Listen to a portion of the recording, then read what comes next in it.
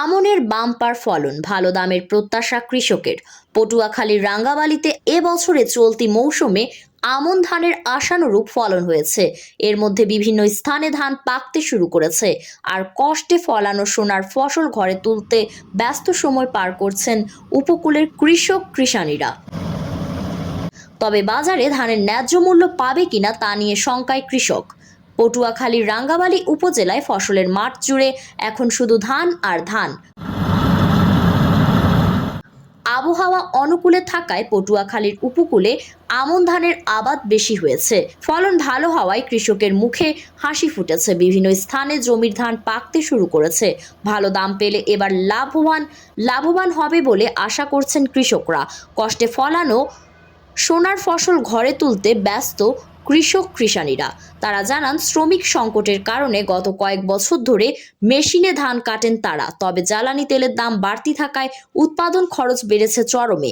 এ অবস্থায় অতিরিক্ত খরচে ধান কেটে বাজারে ন্যায্য দাম পাবে কিনা তা নিয়ে দুশ্চিন্তায় দিন কাটাচ্ছেন তারা। গত বছর সে 3 গুণ বেশি, 3 গুণ। গত বছর দেখা গেছে কানি জমিনে 50 মন 60 মন, এবছর দেখা গেছে কানি জমিনে 120 মন 30 মন হবে গত বছরের চেয়ে। এবছর দাম বর্তমানে চলতেছে 1100-1200। প্রথম 1300 টাকা ছিল, এখন বর্তমানে 1200, 1100, 1150 এরকম চলে। এবছর আল্লাহ দিলে খুবই ভালো দিয়েছে আল্লাহর কাছে লাখো শুকরিয়া। গেলবারের চাইতে এবছর খন্দর ফসল ভালো, আর রেট গেলবারের মতনই আছে, এখনও কোনো পরিবর্তন হয় নাই। তো এই বছর ফসল ভালো, এবার কৃষক খুব একটু আনন্দ আছে এই ধান পানের ভালো জন্যে।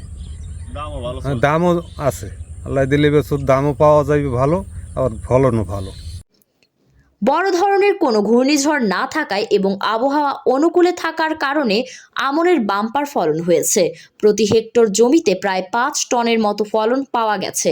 বাজারে প্রতি মণ ধান 1100 থেকে 1150 টাকা পর্যন্ত বিক্রি হচ্ছে। তাই ভালো দাম পাওয়া কৃষকরা খুব খুশি, এমনটাই ধারণা সংশ্লিষ্ট কর্তৃপক্ষের।